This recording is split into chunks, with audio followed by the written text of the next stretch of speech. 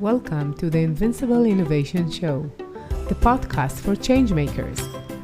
Each week, I talk to the most fascinating entrepreneurs and innovation leaders about innovation, strategy, and design. Hey everyone! Today we're going to talk about materialism and happiness. Welcome to Invincible Innovation Live Show. I'm so glad that you're here. I'm Mazor, your product innovation and value creation expert, and I'll be your host. And today I have a very, very special guest. Aaron, how are you? I'm doing very well. Thank you for having me. And if people are waiting out there, we were starting a few minutes late. That's 100% on me. Your good host, Adi, is not the problem. No, it's fine. People just understand that we're all human and things happen. Aaron Ahuvia is a professor of marketing and expert on psychology of brand love. Aaron is the world's leading expert in psychology of brand love, author of The Things We Love, How Our Passion Connects Us and Make Us Who We Are, a top 20 business book of the year at Amazon. Wow. It's going to be really interesting. You're live on LinkedIn and YouTube and Facebook, and you're so invited to join the discussion and ask questions. So we said we're going to talk about materialism and happiness. Maybe we should start with the definition of each one of them. What does that mean? Okay, so let's talk first about happiness, because there's actually a lot of different definitions that people use for the word happiness. And right. It matters a lot because what leads to happiness and what doesn't lead to happiness really changes depending on how you define happiness. So right. When I've been doing this research, I was part of the group of people who started all of the happiness research. I am that old. I was actually. We're not going to talk about age. That's you can say things about my age too. Okay, so I am that old. So I was there. When the movement to start talking about happiness as a research area in the social sciences was emerging, and we thought at the time that sure, there's a lot of different definitions of happiness, and they'll be slightly different, but they're all basically the same thing. And so they'll all be pretty much the same. And that's been shown to be completely untrue. So let's talk about three, the big two, and then another one definition of happiness are. So the first definition of happiness is what we call life satisfaction. And that is, you ask, just the easiest way to think about these things is to ask, how are they measured? And then to think, that is whatever is measured when you measure it that way, right? Whatever you're measuring that way, that's what it is. So life satisfaction is measured by asking people a question like, if you think about your life as a whole, and then you think about a ladder, and the top rung of the ladder is the very best possible life. And that we'll call that a 10. And the lowest rung of the ladder, we'll call that a 1. It's the very worst possible life, going up or down. Where is your life on this ladder from 1 to 10? So that's life satisfaction. And what that is really asking the person to do is to be very thoughtful, very cognitive in psychological terms. Right. And they're not responding that emotionally. They do. Emotions matter. And they do think like, I've been really sad for the past 2 weeks. I guess my life isn't so good. So that matters a little bit. But mostly it's about your beliefs, and it's sort of a mental cognitive judgment you're making. And it's very much like we call it life satisfaction. But since this is a product focused podcast, and I assume people around here, a lot of them are designers, you're probably familiar with measures of customer satisfaction or product satisfaction. Right. And it's the same measure. It's the same thing as you measure when you measure customer satisfaction, except instead of it being a product or a brand, it's your life. Yeah. And that's a product. Yeah. I'm estimating right now. Right. Okay. Then there's what was considered a much more complicated way of doing this. And it's called experience sampling. And this is sometimes when people use the word happiness, as opposed to life satisfaction, this is sometimes what they talk about. And this is also sometimes called affect, which is emotion. And what you do with experience sampling is now we've all got cell phones. It makes this much easier. You send somebody a text at random. They've agreed to do this. You send them a text at random times, and you say, okay, right this instant, like 2 seconds before you received this text, what were you actually doing and how were you feeling? And so they just write a simple, like, I was mowing the lawn and I was feeling, you've got some scales, happy, sad, energized, lethargic, anxious, calm, and they fill out this little survey about how they were feeling, etc. And then a happy person is a person who, when you ask them these questions randomly during the day, a whole lot of the time, their answers are, I was feeling really happy. I was energized and excited and having all these positive emotions. Yeah. Now, when we started this research, we had this intuitive idea, it makes total sense, that people who experienced a lot of happy emotions would experience very few negative emotions and vice versa. Right? If you had people, maybe some people in the middle, and there's other people who are like depressed or sad, and you sort of would have this nice line. What we found is that's sometimes true, but there are also people who experience a lot of strong emotions. So they experience a lot of happy emotions and a lot of sad emotions. And there are other people who are just very sort of stable. Like they're never that happy and they're never that sad. Yeah. They're like in the middle. Most of the time. They're kind of in the middle, right? Good things happen, they get a little bit happy. Bad things happen, they get a little bit sad. But they, they're in the middle most of the time. And so what you have to do is actually you have to look at, what leads to happy emotions and what leads to sad emotions. And you can't assume that the same person who feels a lot of happy emotions doesn't also feel a lot of sad emotions. They're kind of different things. So that's called affect or emotionality, or sometimes people call that happiness. Then later on, people, when this whole thing started, there was this idea, which I believed and was very popular, and that was that this was a chance to do research that was normative. Now, normative means it gives you an answer about what you should do, as opposed to just describing the way things are. It's going to tell you how you should behave or should lead your life, assuming you want to be happy. And it was going to do it in a way that was fairly value-free. So the reason that it could be fairly value-free is that the researcher didn't have to say, this is what I think a good life is. And are you living up to my standard, right? A good life, they're able to say, you get to define in your own mind what you think a good life is. You decide what makes a life a good life, and then you decide if you're living up to your own standard, and things are good. As time went on, for reasons that are complicated, this kind of went out of favor, in favor of a definition that's called eudaimonic happiness. And this is this idea of a flourishing life. And that we're not just going to look at subjective people's feelings at any moment in the day, right? Instead, we're going to look partly at that. We're going to have a balanced measure, and it's going to take into account a number of different areas of a person's life. And it's going to take into account whether they feel their life is meaningful and has purpose, whether they have, you want them to experience good emotions. So how they're experiencing good emotions and not so many bad emotions. Do they feel they've been successful? But also, do they feel productive? Do they feel like they're making a contribution to society? And you've got this sort of well-balanced scale with a lot of different things that lead to what we would consider a positive, flourishing life. One of the reasons for this is that, again, something that seemed intuitively obvious and turned out not to be true with the research. So if we would have thought that if you ask someone, okay, you got all these different domains in your life, how are you doing in your romantic relationships or your marriage if you have one? How are you doing in your friendships? How are you doing at work? How are you doing in your leisure time? Are you interested in your leisure time, etc.?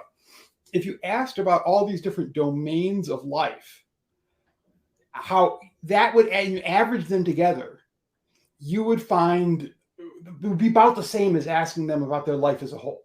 Because you ask someone like, how are you doing your life as a whole? They're going to say like, well, my marriage is great. My work is not so good. They're going to average them together in some way. And they're going to, Yeah. it turns out that these are really different things and that Yeah. they don't influence each other that much. So that people can can say like, except the marriage is interesting. So if you can't be happier than your marriage. You cannot be happy. Like marriage is like the top thing that you cannot overcome. If it's You bad, can't overcome it. So like if your work life is great or your work life is bad, that has very little influence on this, just on the question. I'm not saying it doesn't affect whether your life overall is good, but I'm saying that when you ask people a question, how good is your life overall? And their brain answers that question. Their brain, to a surprising extent, does not bother asking, how good is my work life? Right? It's got some other measure it's using. It's not using that. Their brain does include, how good is my marriage? Yeah. Right? So if you're, it makes sense when you think about what is needed for humanity and for a person to be alive and well, right? Right. Yeah. And so if your marriage, and in particular, if your marriage is going very well, this has a positive effect. But if your marriage is going very poorly, this has a very strong negative effect. Makes sense. Your life as a whole is not better than your marriage if it's going bad. It doesn't matter if your work life is good, if your vacations are good, if you've got a nice hobby, none of that matters. Your marriage is bad, things are bad. It's so funny because when we are thinking about what is success and what we aspire to have in life, most of the discussions would not be a good marriage. Most people will not say that, right? Although it's very influential. Totally. And that's one of the reasons why, I've been going on, I realize for some time, I'm an academic, I can talk forever. But, I've kind of been dwelling on these different definitions of happiness because they make such a big difference. And when people say, like, what leads to happiness, it's totally different. So if you use this measure of, on a scale of 1 to 10, where 10 is the best life, how good is your life? The amount of money that you make, it does not make as big a difference as people think it will. People have way exaggerate that, but it does make a big enough difference that you can't say it's trivial. It is one of the things that matters. And it makes a lot of sense because what you're kind of asking the person is, well, how successful is your life? And if you think about, at least in English, if we say that person is very, quote, successful, what that means is they make a lot of money. Right. That's our definition. That's sort of what the word success means to most English speakers in this context. So, so that, if you ask someone how successful is your life, they think, well, the best life is like what I see on Housewives of Real Housewives, right? Yeah. They've got all the mansions and everything. That's the best life. Yeah. How close is my life to that? If you ask my household with my kids, I have 4 kids, and 3 of them are boys, they would more or less say LeBron James. That's the guy. Yeah. So so that makes a big difference. But if you use this other measure of like you experience sampling, where you ask people at various times during the day, right this moment, how happy are you? What are you feeling? It's very easy then, if you know how much money the person makes, it's very easy to simply see, okay, the people who have a lot of money, are they happier more of the day than the people who have less money? And the answer is no, not at all. But I heard in the past that you need to make a certain income. And when you exceed that, it doesn't really matter. Below it, it's really influential. So if you don't have a house and you cannot make a living, right? So there is a kind of an amount of come to average. I don't know what the amount is. Right. But, right. That is also true. And part of the reason we say that, it's certainly true. And it's certainly true that if you give $1,000 to a millionaire, it will not produce very much happiness. And if you give the same $1,000 to someone living on the street, it'll produce a great deal of happiness. Right. And we can measure that, and that is absolutely true. But even, if you go down, if you're using this experience sampling method, where you're just like, how do you feel at this moment? and you go down below that level to someone who's earning, $20,000 a year, it makes a lot less difference than you would think. Really? Part of the reason that, I'm going to spill the beans. I don't know. I can't guarantee this is true for everybody. I think it's true for everybody, but I'm really talking about myself. Yeah. Nobody wants to come off as the asshole who says that money doesn't matter to poor people. And so when we frame this, that is true, that money matters more to poor people, a lot more. And if we wanted to maximize happiness in the society as a whole, we'd take a whole lot of money away from rich people and we'd give it to poor people. And that would really be a good thing to do. And I'm very much in favor of that. But it is surprising that unless you're like homeless on the street, I would have thought that having more money, because I look at things, for example, my car needed repair. And I was annoyed. It cost $800. I was very annoyed. This stupid thing came up and I had to spend $800 on this repair. But there are surveys that show that in America, I don't remember the number, but a shockingly high percentage of the population does not have $400 on hand in case something urgent like that comes up. And so their car needs an $800 repair. They are out of luck. They're really in a crisis.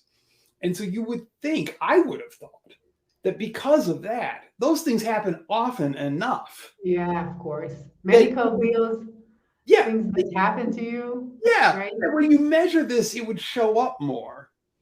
But actually, in these surveys, when you measure this, it shows up a little bit. It's there. It's statistically significant. It's not that huge of a deal. People really find a way in their mind to adjust to a lot of different levels of income. Yeah. So what are you saying that most people would say that rich people are happier? Mhm. That's the main thing that most people would think. And what you're saying, if you're measuring their own experience at the moment, not when they think about it, what they got, like right now, are you happier or not, or as happy as you could be? And most of them are not happier on average. Right. And there's another study, that's exactly right, Adi. And there's another study which I think is super informative. It was very clever, simple study. So they looked at married couples where the couple pools their income so that if, let's say person A earns $20,000 a year and person B earns $200,000 a year, both of them as a couple are living off of $220,000 a year. Right. So what this means is the amount that they consume is dependent on like the combined income. But there's another issue, which is like how proud of yourself do you feel based on like how successful you are. And that sense of pride is really pegged to your individual income, not to the couple's income. So it lets you separate the effect of having nice things and consuming at a high level from the effect of knowing that you have a high income and feeling proud that you are successful in that way. Yeah, right. And it turns out all of these measures of happiness are very strongly linked to the income that you earn, but they're not linked to the amount of money you have to spend on stuff.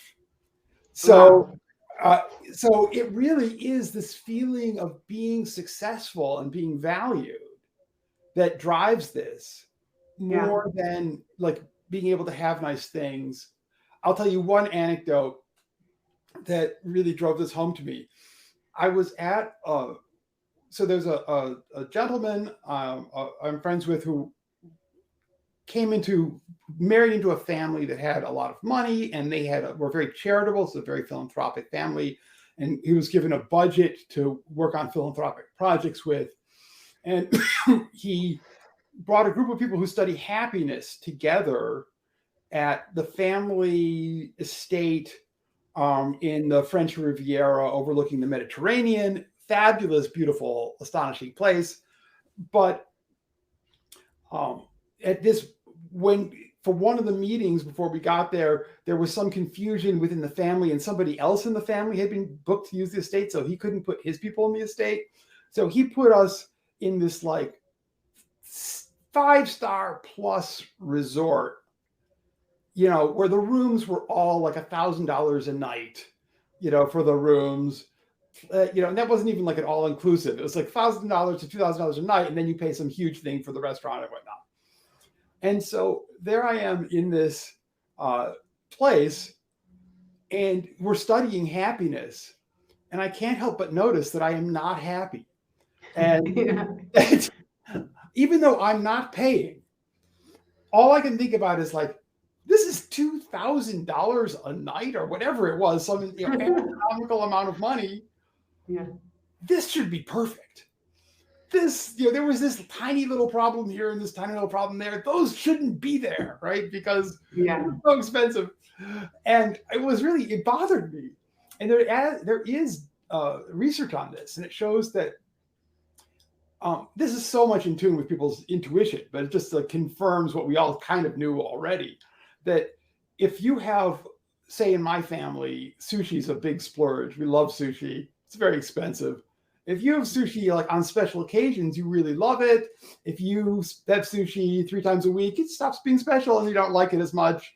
Right. And furthermore, your expectations go up. So if you're used to things going wrong a lot, you just kind of think it's a pain, but you kind of take it in the stride. And if you expect everything to be perfect at every moment, you know, then you get really upset when some little thing happens.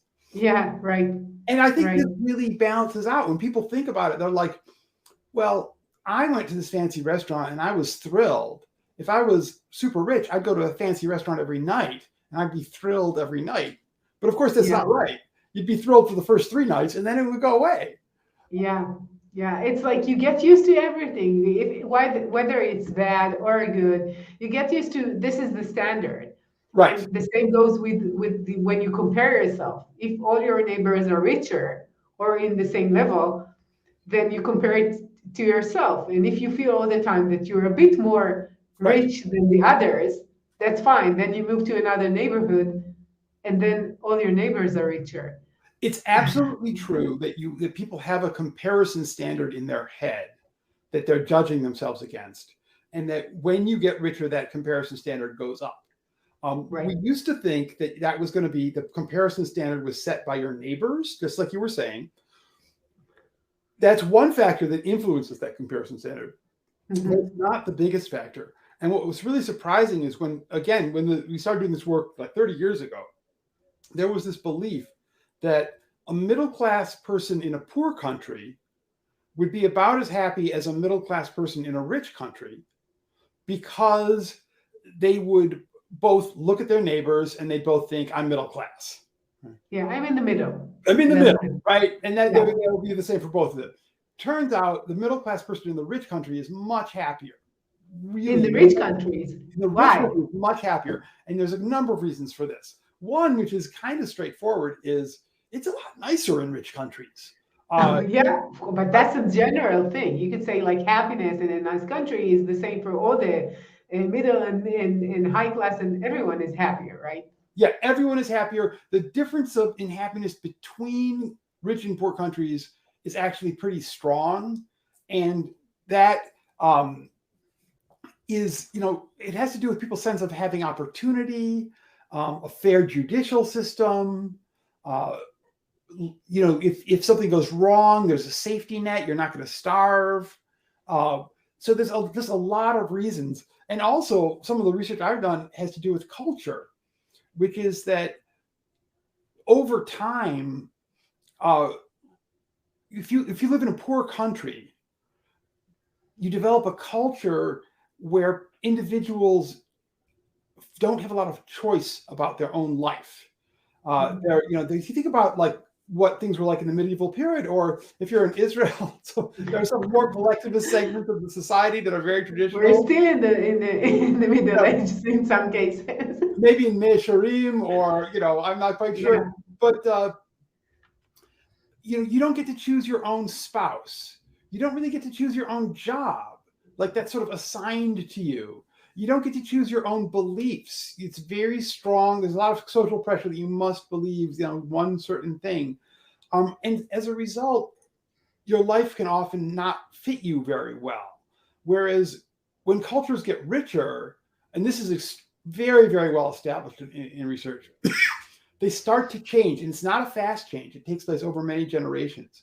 But you get a change where you do get to choose your own job and your own mate and your own beliefs and your own music, and you dress the way you want. And now we're seeing like this trend just continuing. So the most recent, 15 years ago or so, 20 years ago, it was gay liberation. And it was the idea, well, if your internal compass points you towards, homosexuality, you don't have to suppress that. You don't have to pretend that's not there. You can express that kind of thing.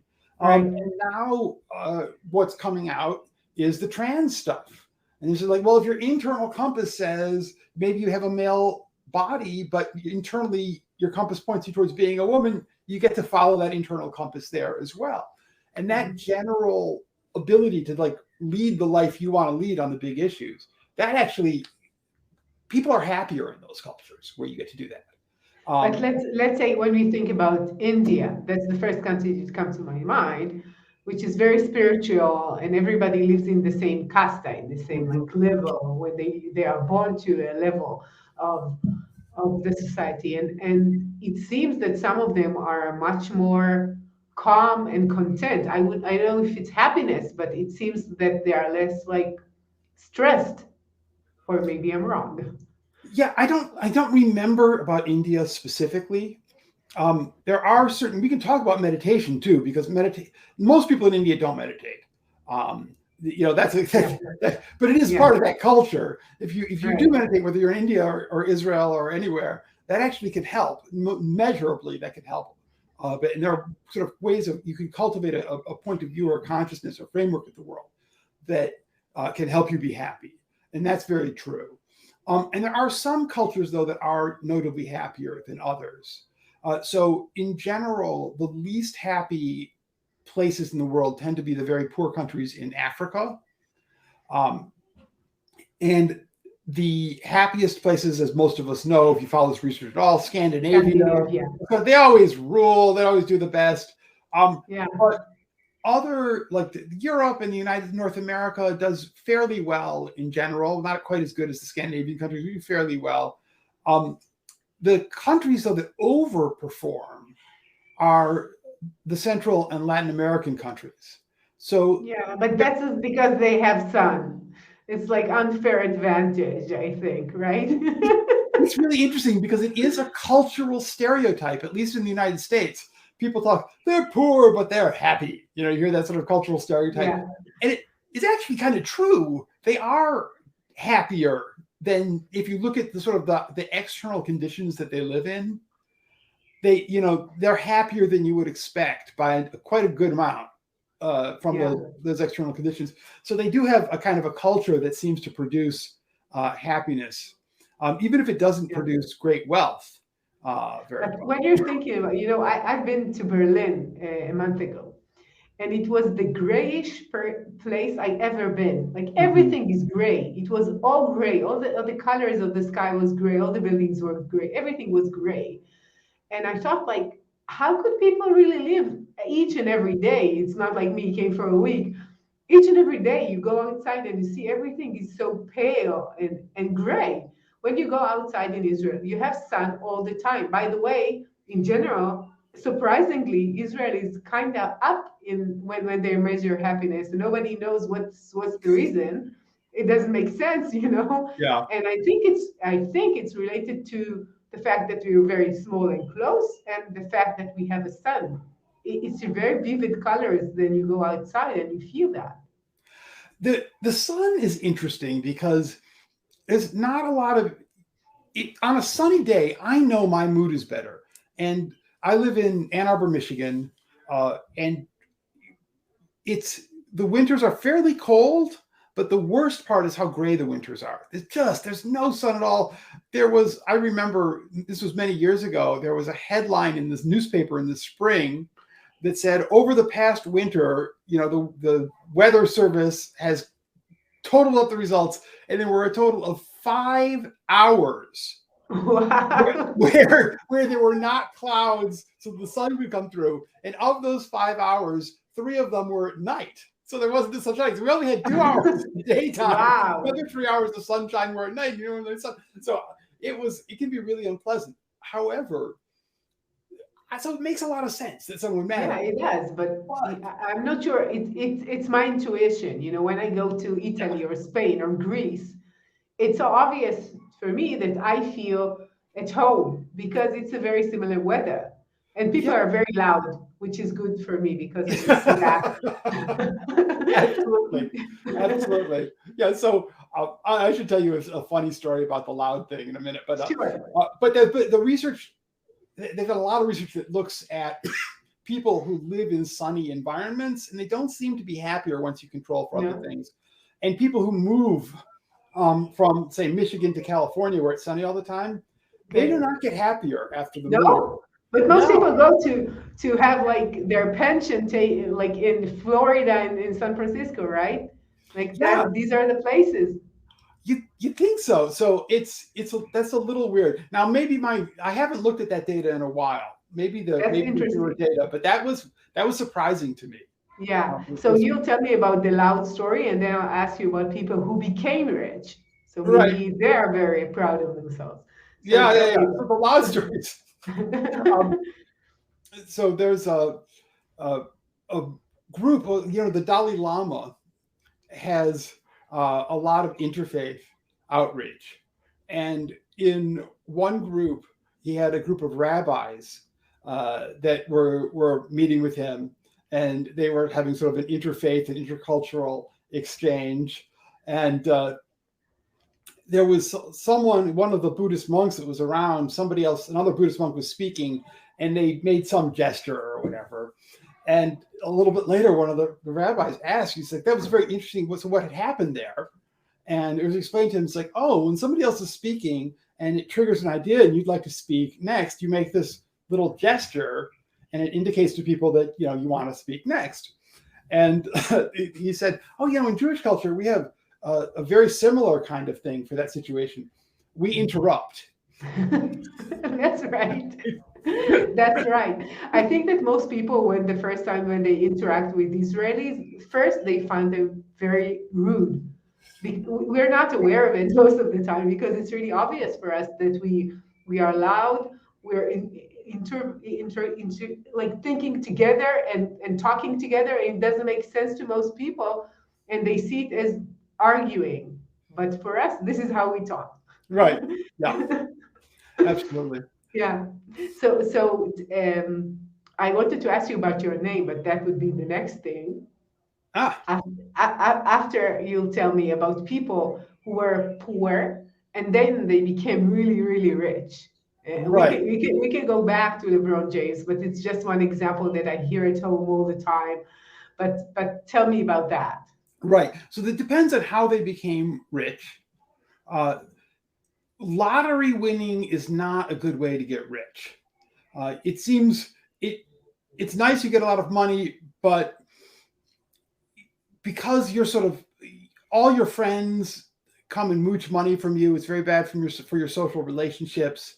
And one of the things that is really super clear from the research, at the time this interview is being conducted, it's a little bit after the study was released from Harvard. They've been following this group of people for, I think it's like 85 years, an extremely long period of time, this longitudinal study following people and their descendants over time. And the big headline that they're promoting from the study is, there's really one factor beyond genetics. Genetics influences your happiness, but beyond genetics, there's one factor that has a strong impact on your happiness, and that's the quality of your social relationships, your friendships, your marriage, your family, all that stuff. And when you win the lottery, you get a lot of money, but it tears up your social relationships, and that's not a good trade. So that's not a good way to do it. On the other hand, if you make a lot of money, you go from poor to being rich, you do often feel more successful. So again, if you measure that, by saying, on the whole, how good a life do you have? How successful have you been? And people, yeah, I've been very successful. I'm a millionaire or a billionaire, or whatever it is. Yeah. On the other hand, again, if you just go with this sort of experience, how are you feeling at any moment of any day? It doesn't really make very much difference. Really? Even if you're a billionaire, even if you're Elon Musk or Oprah, like I'm trying to find. There is some data. This is a constant problem in this research. Okay. So there are differences that are small but measurable. And the question is, how do you present that difference? Do you emphasize that it's small, or do you emphasize that it exists and it's measurable? Yeah. So the theory is, and the data seems to show, I know of just one study, and I'm a little skeptical when everything's just one study because so many times things conflict. But according to the study that looked at that a lot and was able to look at super rich people, there is a bump up. And I actually hypothesized this looking at some of my own data many years ago. There's like a bump up because when you get to the point that you don't need to do anything you don't want to do. So a lot of times people such as myself work, successful professionals. Most of the world would see us as very wealthy, and I have a lot of privilege. I eat very well. I get to run around the world doing things. But there's still all kinds of things I have to do that I don't want to do. Right? There's all kinds of things with my job that, I would rather have somebody else deal with this, and I can't. I still have to deal with it myself. But you get to a certain point where you just outsource everything that is unpleasant to you in any way, and you just spend your whole life doing only the things that are most pleasant. And it does seem to be a bump up in happiness when you reach that. Really? Yeah. That's surprising. When you reach that level, you got to be really rich, right? So but I imagine you have people all around you all the time doing everything. Like I heard in one of the interviews with Oprah, she said that she never changes the toilet paper. Never ever. It's always like ready for her, or like in a hotel, or like tied up. And I thought about it. Like you have people all around, like doing things for you all the time, and you could be so lonely. It doesn't matter if you have 100 servants. Like it's the mundane things that you feel that you're doing things for yourself, that you're, growing, that you're learning, that you're doing stuff. You could just sit somewhere and everything would be done, right? Well, it does require a lot of people. If you're someone who goes from being poor to being rich, you did that because you have an internal motor that keeps you going. Right. And when you get to be rich, that doesn't turn off. I see that. So you're still doing things that you feel are important.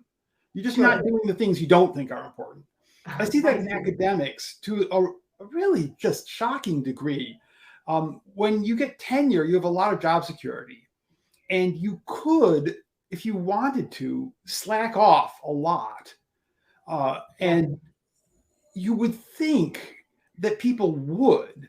And it amazes me how many of my fellow academics and myself work like every moment of every day. Like, I just work way too much. We just keep going. We're like, why are you doing this? You could stop.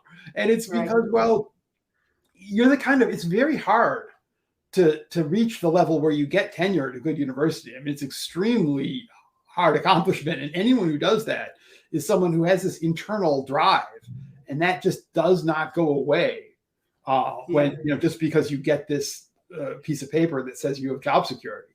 So it's shocking. So I think people have that internal drive. I think that keeps them going.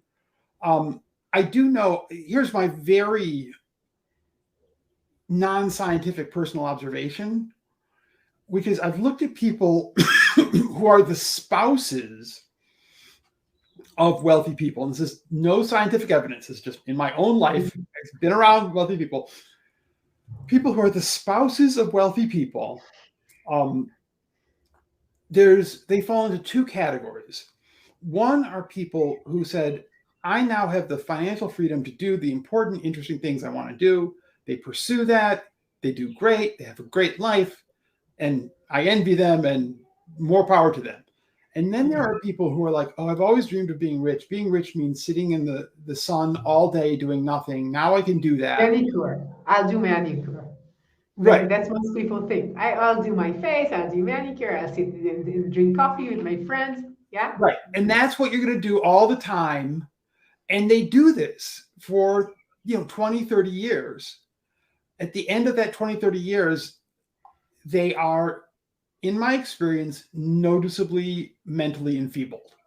They, you talk to them, I talk to them, and I'm like, wow, I really wouldn't want to be you. They really seem like they're not mentally sharp.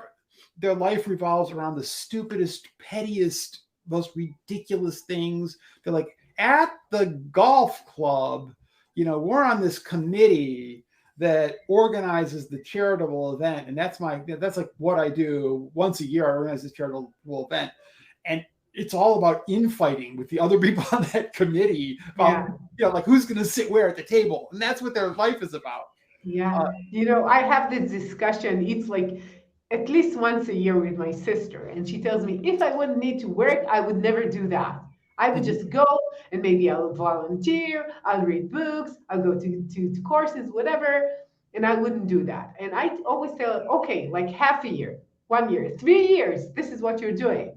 But in the end, you want meaning. You want to feel that you're contributing to society, that you're doing something that has meaning and purpose for you.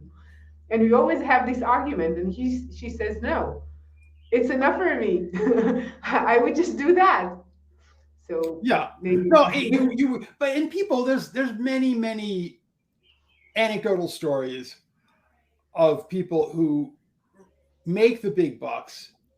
No, I can now retire and just live in luxury for the rest of my life. They do that. They buy the sailboat. They do it for 6 months. They're like, this is a disaster. And they go back to work in some way. Yeah. And so, but I would like, if I really could do, had that much money that I could not do, I would definitely pursue the kinds of projects that I am. And one of the things I think is enviable about my life is that I'm able to, part of the reason I work so hard is that I'm working on the projects of the same things I would be working on if I wasn't getting paid for them. So that's very nice. But I would outsource things. Like I would definitely have a social secretary who sorted through all my email. Wait, we have AI. You'll have it like really, really soon. It's okay. Well, I want like, this is my fantasy. My fantasy is like, I'm driving in a car or being, I'm a billionaire, so I've got a chauffeur. So I got a chauffeur driving me in the car. You have a chauffeur and a Bugatti. Well, no, the too much environment. It'd be some sort of an electric car. I don't want to hurt the environment that way. Okay, okay. But I'd be in my electric car with the chauffeur driving along, and my secretary would either be there with me or on the phone. And my secretary would say, "Okay, you got 17 emails. This one wants lunch on this date. Yes, this one wants this. No, this one." That would be like, and it would be like 3 minutes. I just go through yes, no, yes, no, and then it would all be gone. And I wouldn't have this overflowing inbox. Every time I look at it, I feel terrified and guilty about like, what am I missing? And what are those emails that I haven't answered? Yeah. So I have an answer for you. I have like 20,000 emails that I did not read on my email. And I don't feel any regret or blame for that. It's like, I didn't get to that. Maybe it was not that important. So, and I don't need a secretary for that. Well, you've mentally adjusted, which I commend you for that. I know. So let's talk about the connection of materialism, well-being, and mental health. So how do we make the connection of these? Materialism, well-being, and I'm sorry, what was the third? And mental health. Mental health. Yeah. So, well, usually mental health drives the other stuff. So mental health is super important.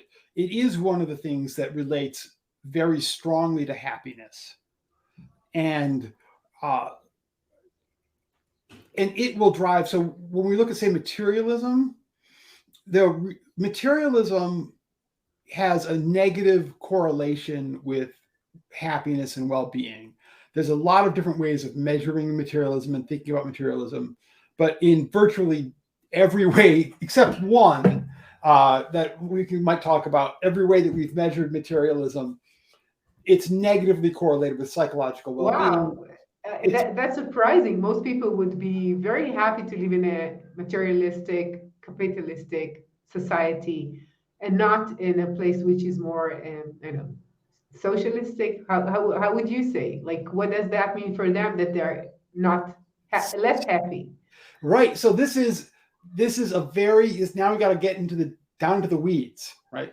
Because people living in capitalist societies, especially if they are capitalist but a little on the egalitarian side, do tend to be much happier than people living in socialistic societies. Um, Okay. so it's actually good. And people who are wealthy, again, there's no downsides that we found. It may not produce the happiness that you think it's going to, but it's certainly not a bad thing, and it has all sorts of other advantages aside from your psychological well-being. So that's good too. But if you look at people, within a society, so you compare different Israelis to each other, as individuals, some of them are more materialistic than others. Right. And the people who are more materialistic have lower levels of psychological well-being. They tend to have problems with not everyone by any means, but statistically, there's a relationship to drug and alcohol abuse or other sorts of behaviors like this. There's problems with debt that can come into this. So there's a lot of ways in which materialism and comparing individuals to each other is not a good thing. But And what comes to my mind, and tell me if it has any connection, is like at least in Israel, and I think it's in most Western countries, the people who are most worried about buying the brands and how would it look and what would they buy that would look well are usually people who are less who has less money, right? Like if you're living in a very poor neighborhood, it will be very important for you that you have the iPhone and you would have the Air Jordan and like these are very important for you. But if you're living in a high society neighborhood, it's not that important. It doesn't give you the value, or you're not considered more valuable if you have that. this is something I've actually been studying, this exact issue, and it's complicated. All right, so everyone listening probably has heard of Maslow's hierarchy of needs. Right. And Maslow's hierarchy of needs would say, oh, if you're poor, you're not going to care about the brand. You're poor. You just want something that's practical and useful. And the only people going to care about the symbolic value of a brand are going to be affluent people. That's totally not true. People who are poor often feel disrespected because they are often disrespected and they notice that. And so they feel disrespected. Yeah. And as a result, things that are symbolic ways of gaining respect become very important to them. And if you're interested in this, I have a whole chapter on this in the book that I can't go into, but people find that helpful sometimes because it goes through some of the details here. Yeah. So what'll happen is a lot of times they'll create subcultures that develop their own styles and their own fashions, and those become very important, and so that they can have status with the people who matter the most to them, their friends in their community. They can get status, and they can do it in a way that's affordable to them. But they also are aware that outside of their community, there are these measures of status which are different.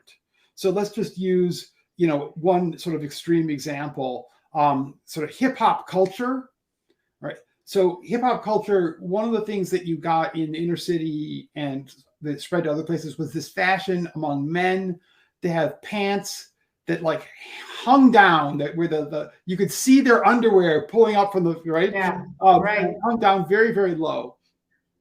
That look inside, if you're in a group of friends and everybody dresses that way, that look gives you status.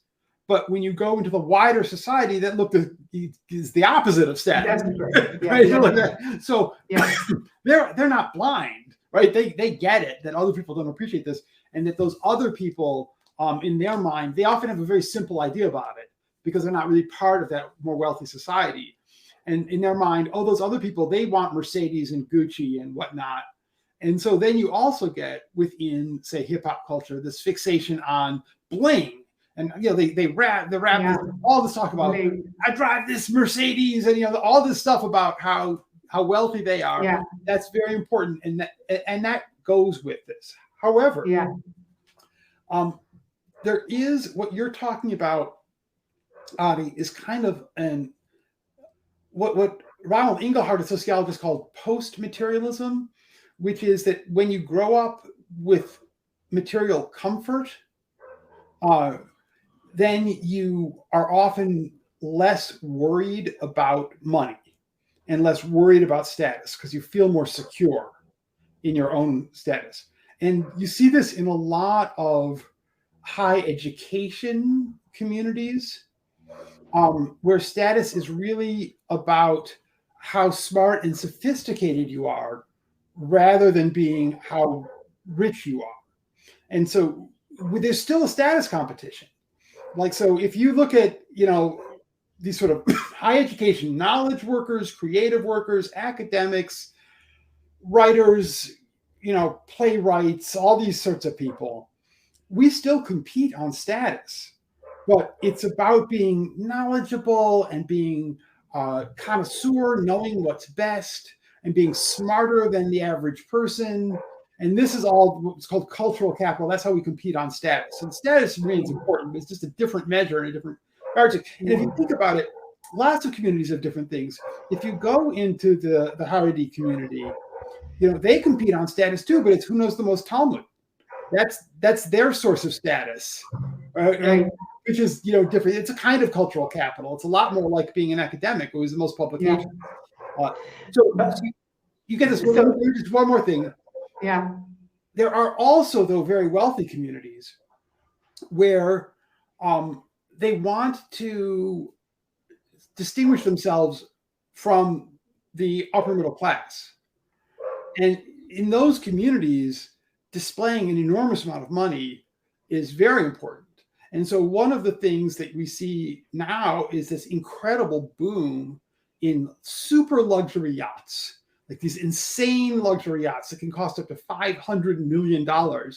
And the reason for this is that it's the last, it's if you're a multi-billionaire, you just want to show you've got more billions than the other billionaire. You can buy this yacht for $500 million. And that's a lot of money. Even if you're a billionaire, if you've got $1 billion, you're going to spend half of it on a boat. So it really shows that you're out there. But what makes me think about these super, super rich people, billionaires? Yeah. When is the point, or is there a point that they say that's enough? I'm so rich.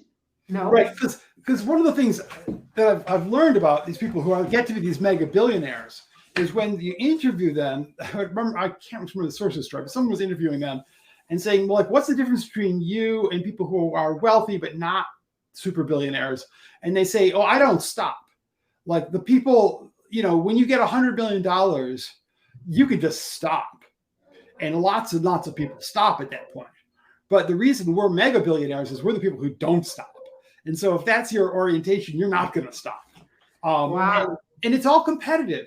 It goes back to the whole thing. We started this whole conversation talking about the difference between happiness as, on a scale of 1 to 10, how good is my life, which is sort of a comparative, how do I compare to other people, versus happiness as at any given moment, how do I feel, which is not really very much about your comparisons to other people. And people, who focus on the comparison, the social comparison, there's always competition. They always want to be number one. There's always somebody richer, or there's somebody, even if you are the richest person, there's the people who are number 2 and number 3, and you got to keep ahead of them. So you need to keep the first place. You got to keep first place. So that never stops if that's your orientation. But what you're saying is like more or less the subjective and the objective feeling. Subjective is compared to other. Objective is how do I feel right now, or how do I feel internally. And most people would, most of the cases would think about subjectively, like compared to others. Yeah. How am I compared to others? But that's what makes me feel happy. But what you're saying that if we're thinking that most people would say, when I have the Mercedes, when I have the Lamborghini, when I have the Bugatti, Yeah. then I will be happy. In most cases, it doesn't happen. Well, So this, it's very easy to understand that when you realize that only 30% of the world's population owns a refrigerator, keeps food in a refrigerator. So if that's you're it. among, yeah, 30. So if you're among that 70% of the world's population does not own a refrigerator, you might think, if I had enough money to have a house with electricity and a refrigerator and a stove in my house, indoor plumbing, right? That would be it. I would stop. I mean, I would just be rich. And of course, Yeah. everyone listening, I don't know, but everyone, almost everyone listening to this podcast has indoor plumbing and a refrigerator, and Yeah. we're not stopping. So Right. from their perspective, from someone in Bangladesh, they don't understand why we don't stop. Yeah.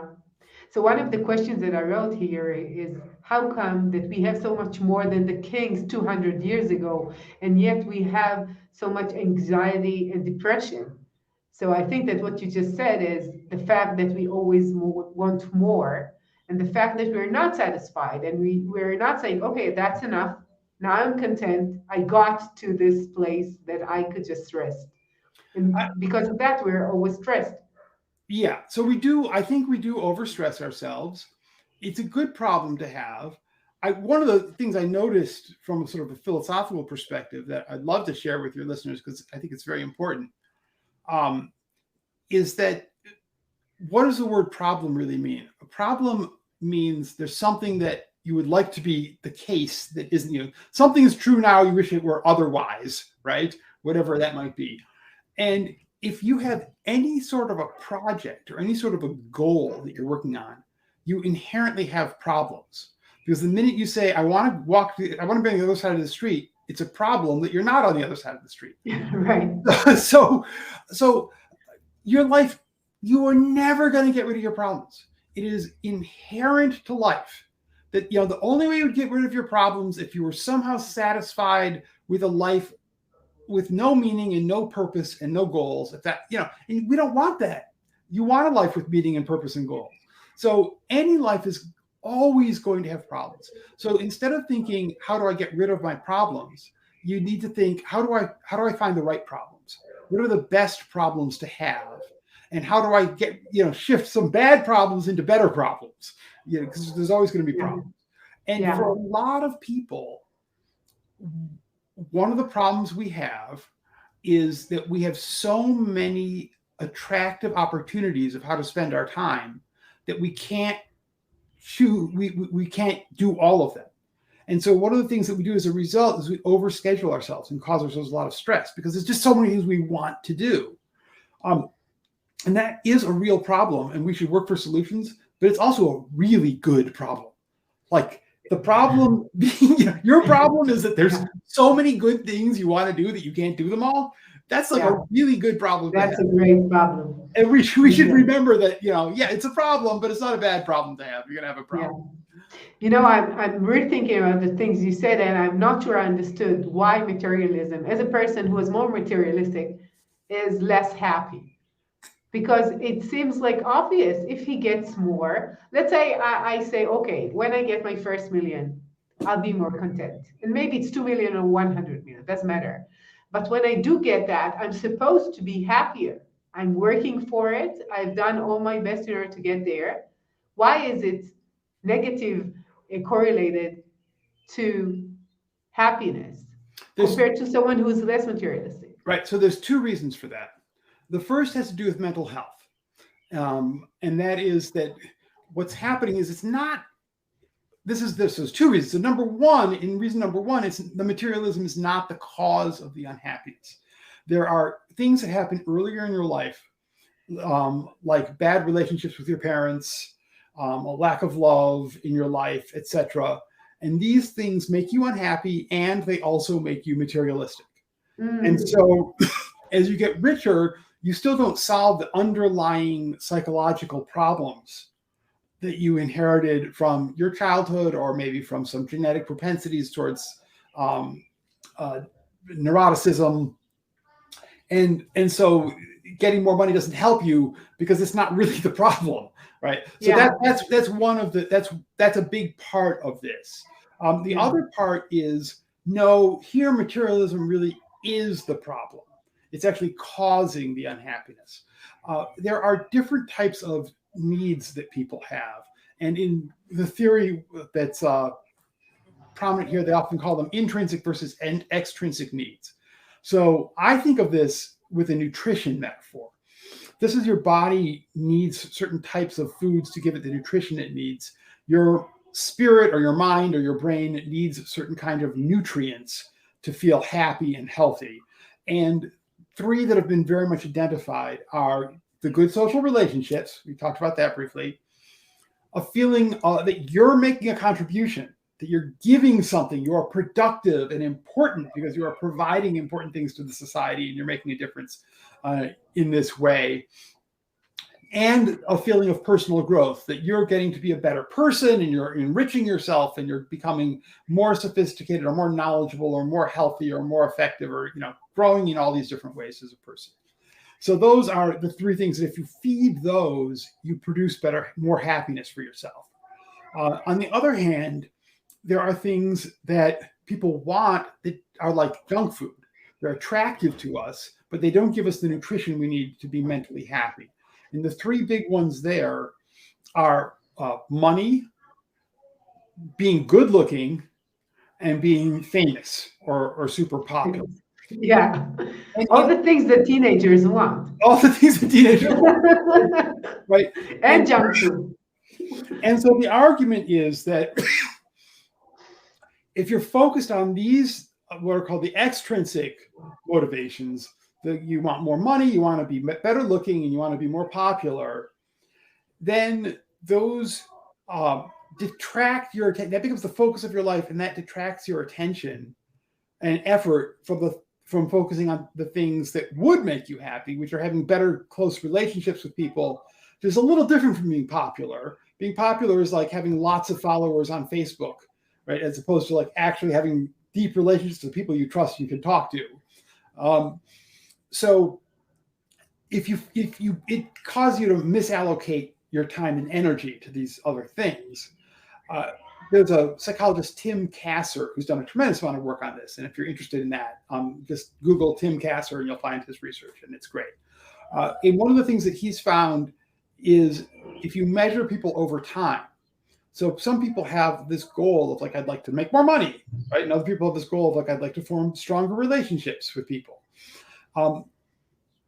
Having the goal of wanting to make more money, just having the goal itself makes you unhappy, right? And then if you achieve the goal, it does not produce the expected happiness.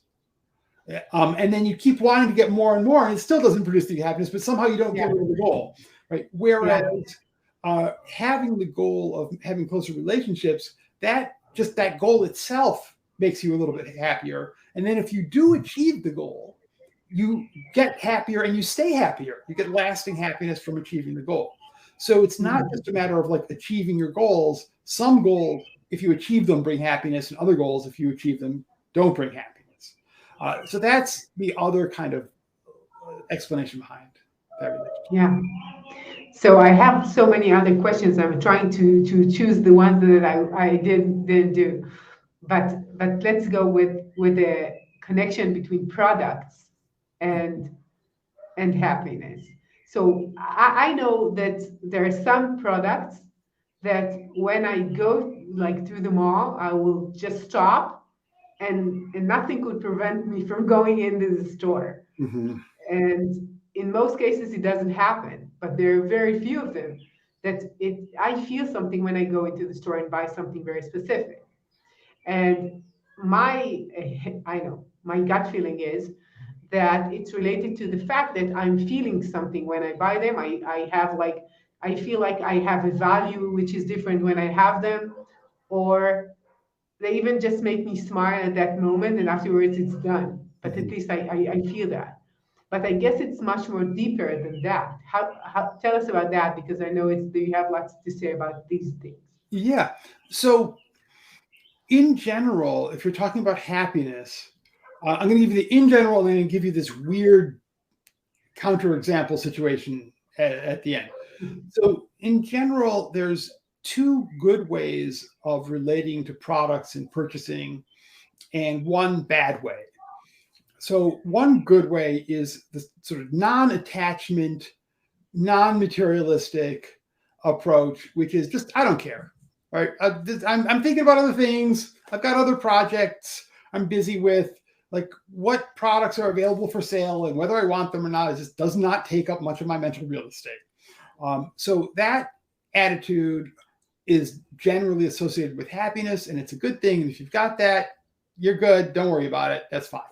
The bad approach, which is very much associated with materialism, is you might think that materialists would really, love their possessions. That's kind of the stereotype. They love it, but Yeah, actually right. they don't necessarily love their possessions. Really? Uh, That's they, counterintuitive. yeah, they love things they don't have. They don't because if they loved the things they did have, they wouldn't want to replace them with new things they don't have. They So want more. they They want want more. more, right? They want Yeah. more. And so they're not focused on the actual things they own. They're focused on what things they don't own and how much better it would be if they owned those. And there's a researcher, Marsha Richins, who's done a lot of work on materialism and has some great work on this. And she finds that uh, for materialists, they get the most pleasure out of a product before they buy it. And so you go, how do they get it out of, how do you enjoy something before you buy it? Well, it's because you have Yeah. these daydreams. So they have these Yeah. daydreams about how great it'll be when they own this. And the daydreams are really pleasant for them and really exciting. And so they get a lot of value out of the daydreams. But then when they buy the product, the minute they buy it, they start liking it less and less and less as time goes on. And Wow. it's because they think that it's going to transform their life. It's going to make them popular and whatnot. It never does. It does. Their life doesn't really change because they own this thing. And so they Yeah. get quickly disappointed. And then, of course, you would think logically, they'd say, well, maybe this whole approach is not a good idea. But most of the time, it's not their response. Their response is, well, I guess that product didn't work. There must be a different Yeah. one, right? Yeah, for sure. So It's like that you like Thursdays more than Sundays because the anticipation to the weekend is much more powerful than the weekend itself. I had not heard that. That's really interesting. That makes a Yeah, lot most of people sense. like Thursdays more than Sundays. That's fascinating. That's fascinating. Yeah. Yeah. So there's so that's the really wrong approach. Then the third approach, which can work for people, because like suppose you're someone who really likes clothing. As an example, I'll give. Uh, the non-materialist might say, "Oh, don't be so petty and trite, caring about your appearance. You shouldn't like clothing. Just don't worry about clothing." Well, if you like clothing, you don't want to not worry about clothing. You like clothing. Why? Right. This is a source of pleasure in your life. And really, there are ways of really liking or even loving things like clothing that are mentally healthy and are not necessarily a problem. And here, the focus is on how do I learn to love the things I have and say, okay, I love clothing. I'm going to put that love into actual items of clothing I already own and loving them and taking care of them and thinking about when I can wear them and wearing them and enjoying them, right? And not focused all the time on the things I don't own and how disappointing everything I own is. Yeah. So shift the focus to away from loving things and you don't own to loving things you already have and that are actually in your life. And if you can Right. do that, then you can lead a life that's sort of richer and more full of love because you're surrounded by all these things that you love. And it is possible to do that to an extent. And there's weird ways of doing it. Like one way, well, I know we're kind of running out of time here, but I'll give this. It's really funny, but it's true. So one of the things that leads people to love things is to anthropomorphize them, which just means you get your brain unconsciously to treat them like a person, even though you know consciously they're not a person. So classic example, people who name their cars. When you name your car, you talk to your car by name, you form this closer relationship because your unconscious mind starts to see it as a person.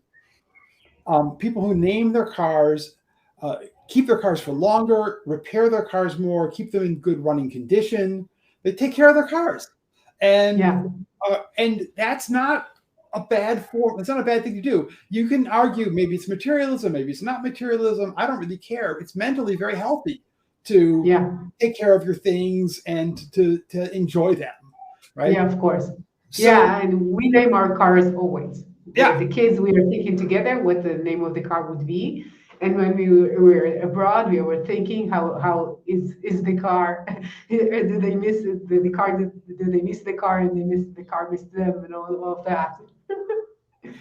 So form these sort of attachments. Now, the flip side is sometimes will have formed an attachment to something, and then it breaks and you need to get rid of it.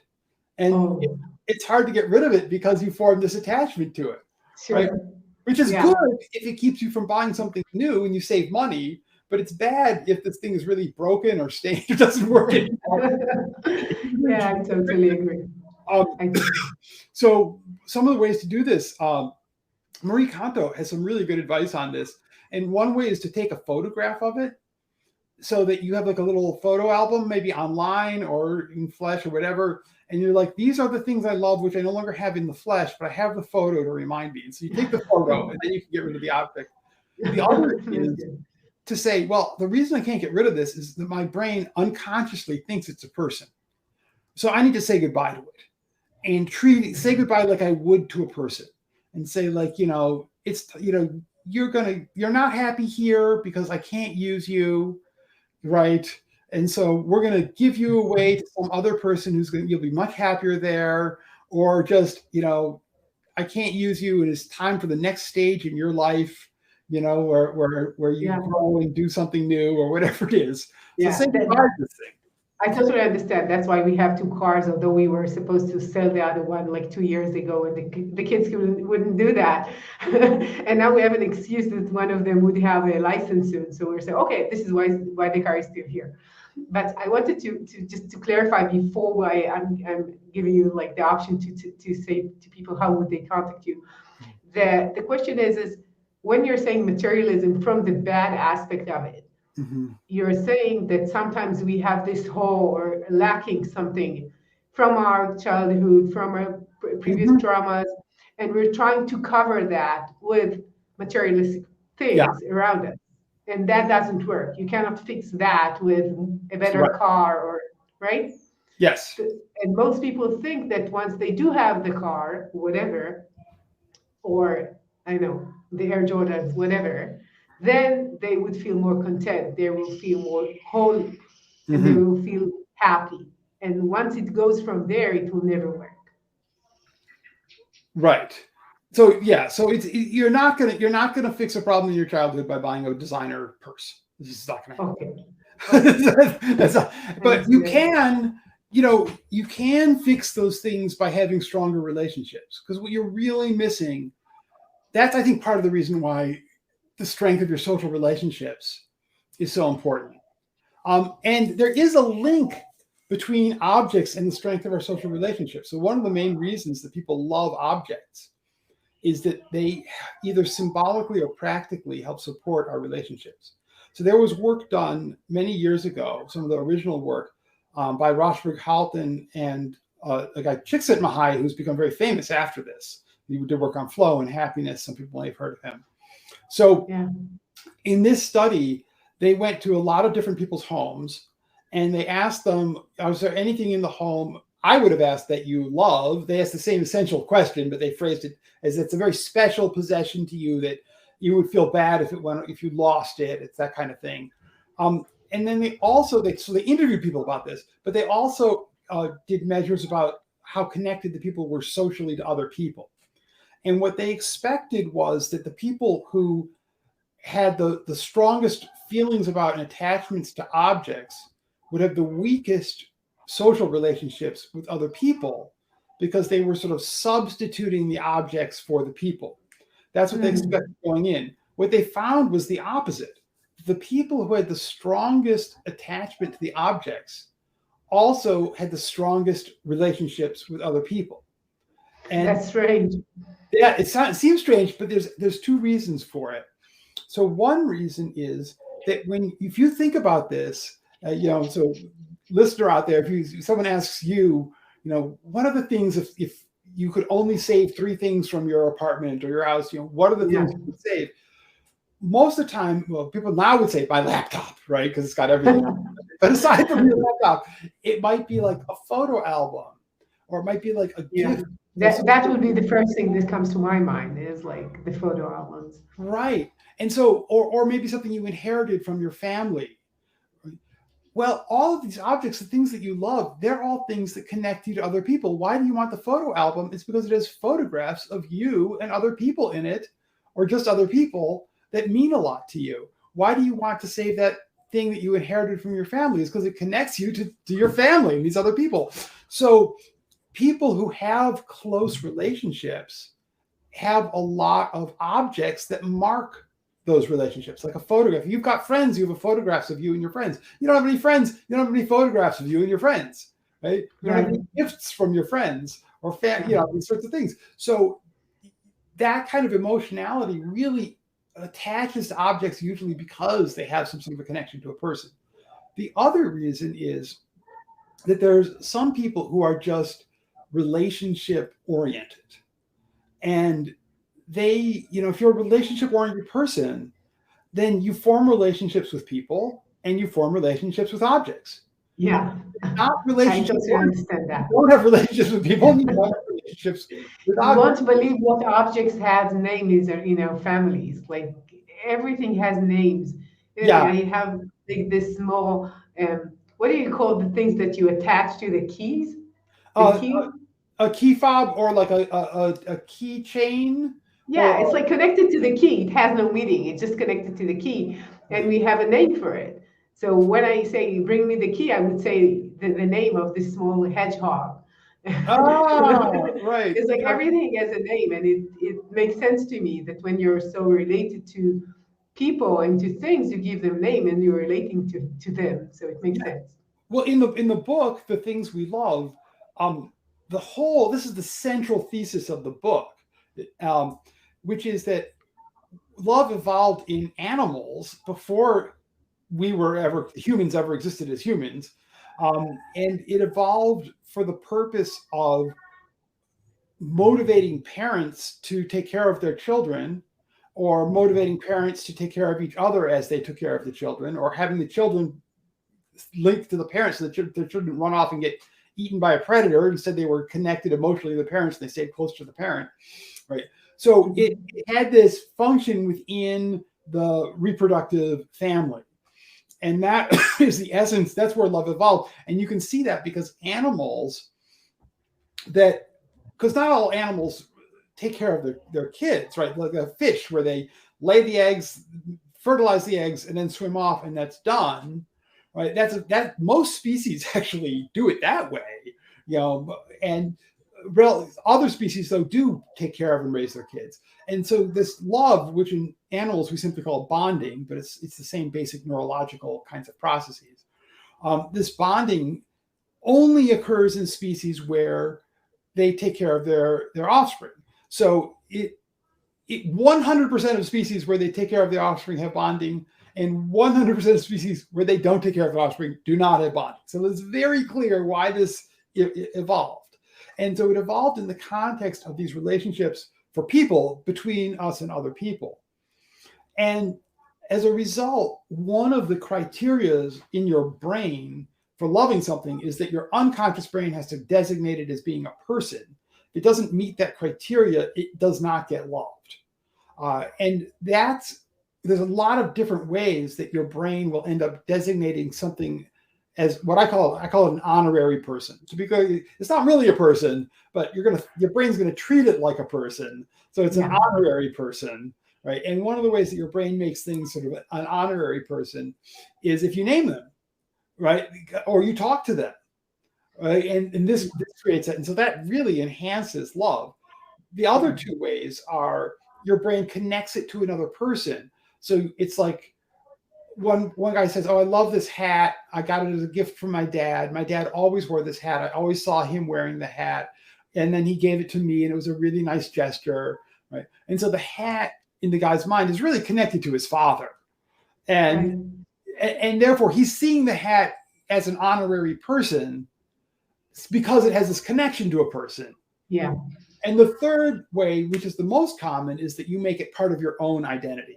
So there's a lot of things that are objects, and this can be like if you make the object, you feel like it's part of your identity. But also, if you buy the object, that makes it a little bit part of your identity. If you work on it, that makes it more part of your identity. If people see you using it, so if it's used publicly, that makes it much more part of your identity than if it's only private.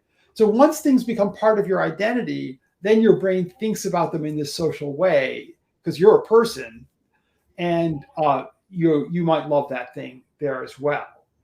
Yeah, makes sense. Makes sense. Wow, it's been so interesting. So before I ask you about where can they contact you, we didn't do the name thing. So how did you get the name Ahuvia, which is loved by God in Hebrew? Yes, it is. So I'm Jewish. My wife is Jewish. Uh, I wanted to, when we got married, to have the same name, and she did not want to take my name for feminist reasons. And I did not want to take her name out of petty spite because she wasn't taking my name. Of course, So makes we sense. decided to take a new name. We were going to take a third Oh, name. And since we were both Jewish, we wanted a Hebrew name. yeah. And then my dad complained. He said, "This is cutting you off from the family. You shouldn't do this." So I said, "Well, let's try to make my dad happy too." So um, we looked at what our names were, like the traditional family name. Because I grew up Aaron Bernard, but the family name from Europe was Boguslavsky. Uh, and so Boguslavsky is translated as beloved of God. So we thought, okay, let's do something translated as beloved of God. So that would be Ahuvia, Yedidia, and Dodia would be our choices. Yeah. And then we figured, well, because in English, if your kids are growing up and their last name is Dodia, the friend, people at school are going to call them the dodo brains, and that's Yeah. not. Which is not Good. yeah. And if your last name is Yedidia, then you'd be the Yedidiot, and that's not very Yeah. good either. But Yeah. Ahuvia, they couldn't really figure out. There was nothing to tease the Yeah. kids about the so we chose Yeah, but Ahuvia. it's not the same meaning. Like Dodia is like the uncle of God, and Yedidia is like the friend of God, but Ahuvia is like loved by God, Oh, which is the really? right translation. Oh, well, I'm glad to hear that. I'm glad to Yeah. hear that. It makes sense when you say it. I'm like, yeah, that's right. My Hebrew's not very good, but I pick up on that. So thank you. So you picked the right So we translation. picked the right one. Yeah. And sometimes, like, we'll meet other Ahuvias, and they'll be like, "Oh, are we related?" And at first, we were like, "No, there's no way we're related." But then it turns out that they were also people who translated Bogoslavsky into Hebrew, and that's how they ended up with Ahuvia. Oh, that's So funny. sometimes maybe we were because we had the original name.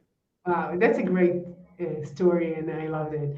Yeah. So that's the last question and the longest interview that I had till now, and maybe we should have another one afterwards. Where could people hear more about your work and your book and contact you?